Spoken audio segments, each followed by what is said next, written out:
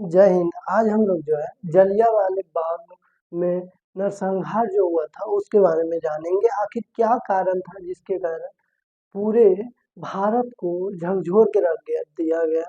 इसमें 3,000 से अधिक बेकसूर लोगों की जो है मौत हो गई थी। तो इसको हम लोग विस्तार से समझते हैं ताकि अच्छी तरह से हमें जलियांवाले बाग में हुई घटना के बारे में पता चल सके। तो देखिए, ये जो घटना हुआ था ना 13 अप्रैल 1919 को हुआ था। यानी 13 अप्रैल को जो है पंजाब में एक पर्व मनाया जाता है, त्योहार, जिसे हम बैसाखी का दिन कहते हैं। ये जो होता है, ये जब गेहूं का फसल कटता है तब मनाया जाता है। तो पंजाब के सभी लोग जो है इस समय बैसाखी का त्योहार मना रहे थे सब लोग। 11 अप्रैल को जो है पंजाब के दो प्रमुख नेता सैफुद्दीन किचलू और सत्यपाल को जो है गिरफ्तार कर लिया गया था रोल एक्ट के तहत। तो उसमें सभी लोग शामिल हुए थे बैसाखी के त्योहार में। तो उन्हें पता चला कि हमारे भारत के जो हमारे पंजाब के जो दो नेता प्रमुख थे उन्हें गिरफ्तार कर लिया गया है। तो सब लोग बोले कि एक आयोजन किया जाए जिसके तहत हम लोग जो है शांतिपूर्ण शांतिपूर्ण विरोध प्रदर्शन कर सके। तो सब लोग जो है जालियांवाले बाग को चुने क्योंकि वो बहुत ही बड़ा था और चारों बगल से घेरा हुआ था और जो है उसके बीच में एक कुआं था। वहीं पे सब लोग जो है शामिल हुए और शांतिपूर्ण जो है विरोध प्रदर्शन करने लगे। अब हम पहले ये जान लेते हैं उस समय जो है पंजाब में किसका शासन था और हमारे भारत पे किसका शासन था। आखिर हमारे भारत के सरकार कौन थे। तो देखिए, भारत का जो वायसराय यानी हम बोल सकते हैं भारत का जो गवर्नर था उस समय में, तो वो कौन था। तो चेम्सफोर्ड। अभी अगर बोला जाए हमारे भारत का प्रधानमंत्री कौन है जो हमारे भारत को चलाते हैं, तो वो नरेंद्र मोदी। लेकिन उस समय भारत को चलाने वाला कौन था, चेम्सफोर्ड था। तो चेम्सफोर्ड पूरे भारत को चला रहा था। लेकिन ये आंदोलन जो हो रहा था, ये जालियांवाला बाग जो शांतिपूर्ण विरोध हो रहा था, ये तो हो रहा था पंजाब में, पंजाब के अमृतसर में। तो ये जो है पंजाब का लेफ्टिनेंट गवर्नर ओ डायर ने आदेश दिया किसको, तो अमृतसर के सेनापति। मानिए ये देखिए, प्रधानमंत्री हो गया चेम्सफोर्ड। अब अगर प्रधानमंत्री पूरे भारत देश को देख रहा है तो वो हर राज्य में जाके हर जिले में जाके तो नहीं देख सकता है। राज्य के लिए भी मुख्यमंत्री होता है। यानी मुख्यमंत्री का यहाँ रोल कौन निभा रहा है, तो लेफ्टिनेंट गवर्नर ओ डायर निभा रहा था। वो जो है, अब वो तो हर जिला में नहीं जाएगा, तो वो अमृतसर में जो है जालियांवाला बाग जहाँ पे शांतिपूर्ण विरोध हो रहा था, वहाँ अमृतसर का सेनापति यानी आर डायर यानी बोल सकते हैं डीएम, वहाँ का डीएम को आदेश दिया कि वहाँ जाओ और वहाँ पे जो है गोली से सब लोग को भून लो। इस प्रकार से आदेश दिया गया। तो ये क्या किया, आर डीएम डीएम जो है यानी आर डायर, ये अपने साथ जो है सेना का रेजिमेंट ले गया। गोरखा सेना 120 सैनिकों को जो है वो अपने साथ ले गया। कहाँ पे, तो जलियांवाले बाग में ले गया था। और इसकी सूचना जो दिया था ना, वो हमारे भारत के ही गद्दार थे। गद्दार हम बोल सकते हैं। वो कौन थे, हंसराज। कौन थे दोस्तों, हंसराज थे। यही जो है बताया हम मुख्यमंत्री को, यानी बोल सकते हैं लेफ्टिनेंट गवर्नर को, ओ डायर को, कि यहाँ पे जो है शांतिपूर्ण आंदोलन चल रहा है जलियांवाले बाग में।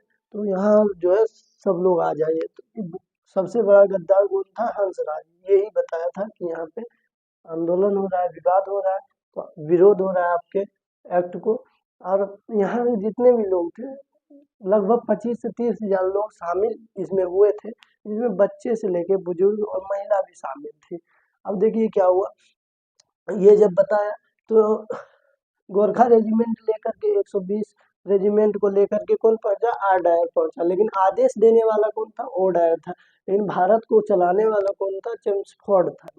यानी मान लीजिए ये पूरे भारत भारत को कौन चल रहा है, चेम्सफोर्ड। अब चेम्सफोर्ड चला रहा है तो वो हर राज्य में कोई कोई शासन देगा। तो पंजाब के राज्य में कौन था मुख्यमंत्री, तो ओ डायर। हर राज्य में जिला में तो नहीं जाएगा, तो वहाँ का कौन था, डीएम था, यानी आर डायर था। आर डायर जो है वहाँ पे गया, वो भी गोरखा रेजिमेंट 120 गोरखा रेजिमेंट को लेके गया। वहाँ पे जाने के बाद वहाँ एक ही गेट था जलियांवाले बाग में। कितना गेट था, तो याद रखना, एक गेट था। तो उसमें जो है चारों बगल से घेर लिया और बोला 3 मिनट का समय है, जो निकल पाओगे निकल लो, नहीं तो यहीं पे मारे जाओगे। क्या बोला, आर्डर कि जो 3 मिनट में निकल पाओगे निकल जाओ, नहीं तो सब लोगों की मौत यहाँ कर दिया जाएगा। तो 3 मिनट में कितना लोग निकल पाता, वो भी अगर कहीं पे मान लीजिए लड़ाई होता है तो कोई सोचता है कि हाँ सही में ये मेरे साथ कर देगा, वो तो नहीं हटकता है। तो कुछ लोग गए, जो डर गए थे, कुछ लोग गए, कुछ वहीं पे रह गए। उसके बाद 3 मिनट के बाद जो है लगातार गोरखा रेजिमेंट जो है 15 मिनट तक गोलियों से चलाता है, गोलियां भून दिया पूरे जलियांवाले बाग में, जिसमें 25,000 से लोग अधिक थे। अब वो लोग को बचने के लिए क्या किए, वहाँ कुआं था, पानी भरा हुआ कुआं था, सब लोग उसमें कूदने लगे। अब बताइए एक दो को अगर पानी में कूदा तो बच सकता है, 25,000 की संख्या है, बचने के लिए सब जो है कुआं में कूदेगा। सब कूदेगा तो एक दूसरे पे जंप करेगा, अब एक दूसरे पे जंप करेगा तो चत करके मरेगा ही ना। तो वहां पे जो है 3,000 से अधिक लोगों की मौत हो गई थी जलियांवाले बाग में। अब देखिए इसको दबाने के लिए क्या किया, आयोग किया, एक आयोग गठन किया, जिसके तहत बोला कि हम चेक करते हैं कि आखिर जलियांवाले बाग में कितने लोगों की मौत हो गई है और वो डायर निर्दोष है या फिर दोषी है। यानी ओ डायर इसलिए इसको बोला गया है क्योंकि ये ही मेन था, आदेश देने वाला कौन था, ओ डायर। अब जो मुख्यमंत्री, भारत बिहार के मुख्यमंत्री जो आदेश देंगे वही ना डीएम करेगा, उसके हाथ में तो नहीं है खुद करेगा। तो गलती किसका था, ओ डायर का था। ठीक है, अब इतना हुआ तो हंटर आयोग, कौन आयोग किया गया, तो याद रखना हंटर आयोग किया गया 1919 में। इसमें जो है 3 भारत के सदस्य थे, 3 जो है इंडिया हमारे हिंदुस्तान के सदस्य थे, 5 अंग्रेज लोग थे, 8 सदस्य कुल थे। और उन्होंने डायर को क्या घोषित कर दिया, निर्दोष घोषित कर दिया। और वो बताया कि 379 आदमी की ही मृत्यु हुई है। लेकिन हमारे भारत में जो है जलियांवाले बाग हत्याकांड में, नरसंहार में 3,000 से अधिक लोगों की मौत हो गई और हजारों की संख्या में जो है लोग घायल हुए थे। लेकिन ये जो है हंटर आयोग इसलिए किया क्योंकि क्रांति को दमन करना चाहता था। अगर सच्चाई पता चल जाता तो और विरोध बढ़ने लग जाता है इसके रूप में। मदन मोहन मालवीय जो है, इन्होंने जो है डायर को दोषी ठहराया। ये भी एक आयोग गठन किए जिसमें डायर को दोषी ठहराया। अब देखिए जलियांवाला बाग जो हत्याकांड हुआ था, उसमें जो नरसंहार हुआ था, उसके बाद भारत के जितने भी सदस्य थे उन्होंने क्या क्या त्याग दिया, ये समझते हैं। तो शंकर नायक जो थे वो वायसराय परिषद से मिले हुए थे, तो उन्होंने जो है अपना इस्तीफा दे दिया। वायसराय यानी जो चेम्सफोर्ड के वायसराय में सब लोग सम्मिलित हुए होते थे, उनमें शंकर नायक भी इसमें सम्मिलित होते थे। ये अपना पत्र जो है वापस कर दिए। जमनालाल जो थे वो राय बहादुर की उपाधि को वापस कर दिए।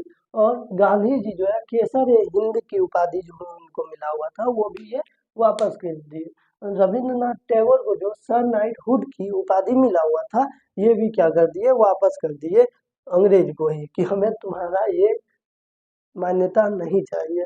अब इन्हीं में से मदन मोहन मालवीय जो डायर को दोषी ठहराए थे, इसमें उधम सिंह जो थे वो भी उस सम्मेलन में आयोजित हुए थे। यानी जलियांवाले बाग में जो है शांतिपूर्ण विरोध के लिए बच्चे थे, तो उस समय वो भी शामिल हुए थे। उन्होंने अपने आंखों से सारी घटना देखा, उन्हें पता था कि कौन मारा है, तो ओ डायर। तो इन्होंने कभी संकल्प किया कि हम ओ डायर को नहीं छोड़ेंगे। इन्होंने जो है देखिए 1919 में ये घटना हुआ, 1940 में जाकर के लंदन में ओडायर की हत्या की। अब कैसे किया, यानी 21 साल में ये क्या क्या किए ये समझिए।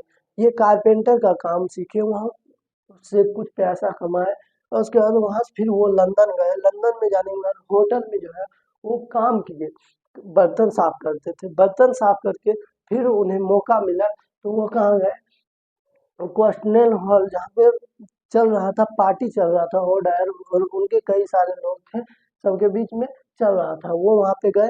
तो वो पूछे कि ओ डायर आप लोगों में से कौन है, क्योंकि बूढ़ा हो गया था तो पहचान में तो नहीं आता। तो ओ डायर बोला हम है ओ डायर। तो बोला आप ही हैं, तो बोला हाँ। उसके बाद उन्होंने गोली यहाँ से निकाले एक तरह, उसके बाद ठप ठप 6 गोली जो है उनके सीने में डाल दिए। उसके बाद जो है वहाँ जितने भी अगल बगल में, जैसे ओ डायर तो गवर्नर था, तो उसके पीछे तो पुलिस रहेगा ही, सैनिक रहेगा, सेना रहेगा, तो वो लोग जो है डर से थरथराने लग गया। तो वो बोले कि हमें आप लोगों से कोई दुश्मनी नहीं है, हमारा दुश्मनी ओ डायर से था, हम उसको ख़त्म कर चुके हैं। अब जो तुम मुझे सज़ा देना चाहो वो तुम सज़ा दे सकते हो। ये जलियांवाला बाग हत्याकांड ही क्रांति को और आक्रोश किया और बढ़ाया, जिसके कारण आज हमारा भारत देश आज़ाद हो पाया है। Thank you so much. मिलते हैं अगले वीडियो।